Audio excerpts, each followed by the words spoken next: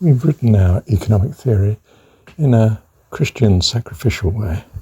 You have to sacrifice present consumption in order to invest and have greater consumption than you would otherwise have had in the future. Unfortunately, of course, there's uncertainty as you see it, and therefore you discount the future, and makes you rather reluctant to forego present consumption in favour of this quasi-other person that you will be if you happen to live that long. Or you could turn it around and say, we have written our religion according to our economic theory, which is that the path to heaven is through renunciation, or in the Christian literature, sacrifice. And the perfect sacrifice is this appalling crucifixion. And not just appalling in itself, but to the best man in the universe, as he is written to be in the story.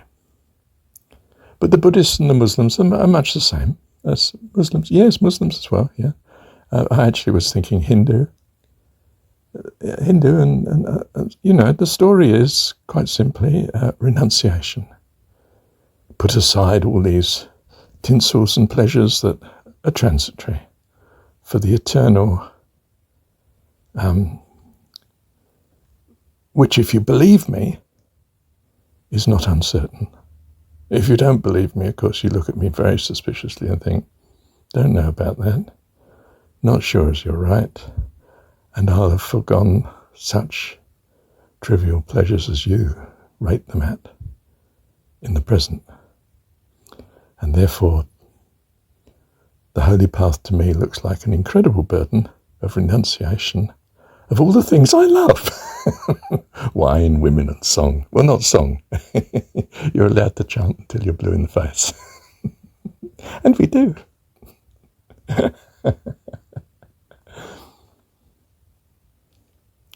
But I say unto you, the path to heaven is not sacrifice, is not renunciation. It's joy, rapturous joy. I reviewed all your kindness, Heavenly Dad, and before I got a fraction of the way through, I was overcome with gratitude. And that transformed me. I was filled with hope and assurance. I was filled with love for you and compassion and love for all. I was filled with peace and joy and hope, unbounded hope, joy and hope and peace, all beauty and goodness. And tears flood down my cheeks. I am alive as I have never been alive before,